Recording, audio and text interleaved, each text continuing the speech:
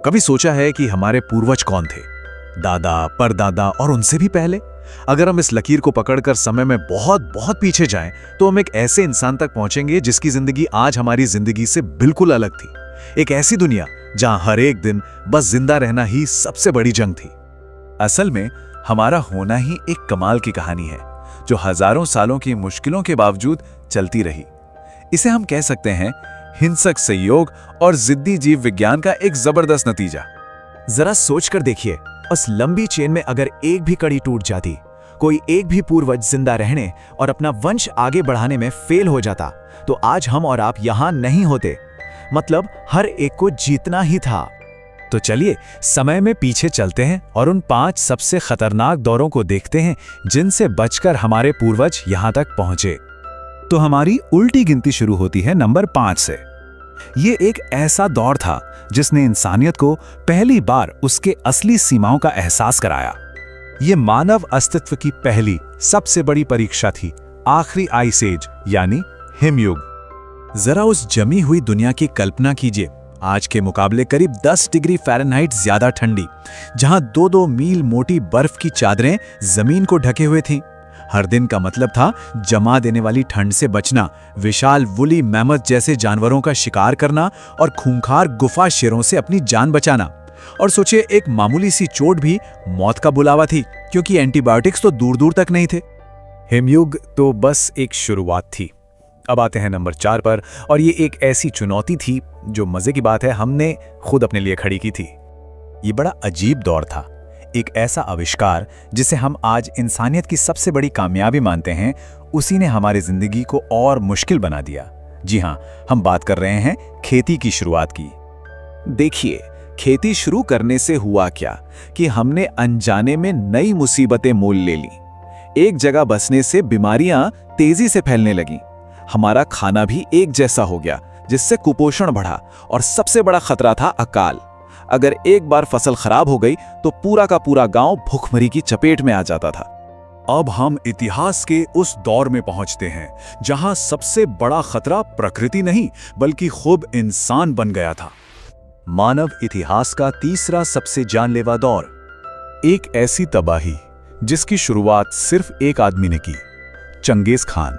उसके नेतृत्व में मंगोलों ने क्रूरता और जीत के दम पर पूरी दुनिया का नक्शा हमेशा हमेशा के लिए बदल कर रख दिया। आंकड़ा सुनेंगे तो हैरान रह जाएंगे। इतिहासकारों का अंदाजा है कि मंगोल हमलों में दुनिया के करीब 10% आबादी मारी गई थी। ये बर्बादी का एक ऐसा पैमाना था जिसकी आज हम कल्पना भी नहीं कर सकते। चंगेज खान की मंगोल सेना मतलब रफ्तार और क्रूरता का दूसरा नाम। वे बिजली की तेजी से हमला करते थे और अपने पीछे सिर्फ तबाही छोड़ जाते थे। उनके घुड़सवार तीरंदाज 300 गज दूर से भी अचूक निशाना लगा सकते थे। पूरे के पूरे शहर जला दिए जाते थे, और जो लोग बच जाते उन्हें अगली लड़ाई में इंसानी ढाल बनाकर खड़ा कर दिया जाता था। नंबर 2 पर एक ऐसा दुश्मन है जो दिखाई भी नहीं देता था, लेकिन वो मंगोलों से भी कहीं ज्यादा खतरनाक साबित हुआ। ये एक तरह की जैविक आग थी जो पूरे मध्ययुगीन यूरोप में फैली और सब कुछ जलाकर राख कर गई। हम बात कर रहे हैं ब्लैक डेथ की।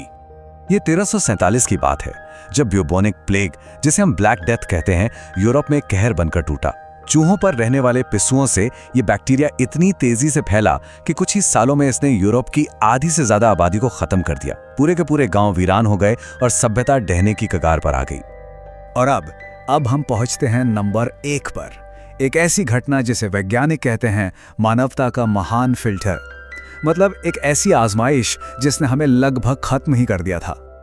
जैसा कि एक एक्सपर्ट ने कहा है, ये एक ऐसी घटना थी जिसने मानवता को अस्तित्व से लगभग मिटा ही दिया था।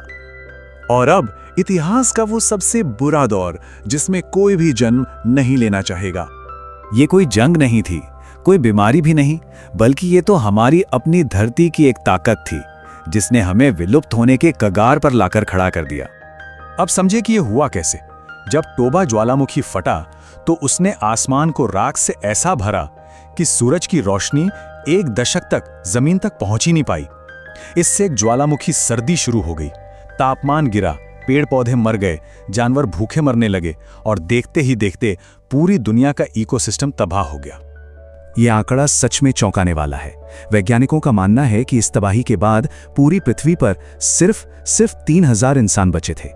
इसे जेनेटिक बॉटलनेक कहते हैं, जिसका मतलब है कि आज हम सब उन्हीं मुट्ठी भर लोगों के वंशज हैं जो उस तबाही में बच गए थे। इन सब भयानक घटनाओं को जानने के बाद एक ही सवाल मन में आता है कि हम आज यहां हैं कैसे? और इसका जवाब हमारे पूर्वजों की हिम्मत और कभी हार ना मानने वाली जिद में छिपा है। ये पूरी कहानी हमें आज से जोड़ती है। सोचिए, हिमयुग से लेकर उस महाविस्फोट तक हमारे पूर्वजों ने हर चुनौती को पार किया। ये जो जिंदा रहने की जिद है ना, वो हमारे डीएनए में है। और ये सब हमें एक बहुत जरूरी सवाल पे लाके खड़ा कर देता है। हमारे पूर्वजों ने तो अपने ग्रेट फिल्टर का सामना कर लिया। हमारी पीढ़ी की सबसे बड़ी चुनौती क्या होगी? क्लाइमेट चेंज, कोई नई महामारी, या फिर कुछ ऐसा जिसके बारे में हमने अभी सोचा भी नहीं है?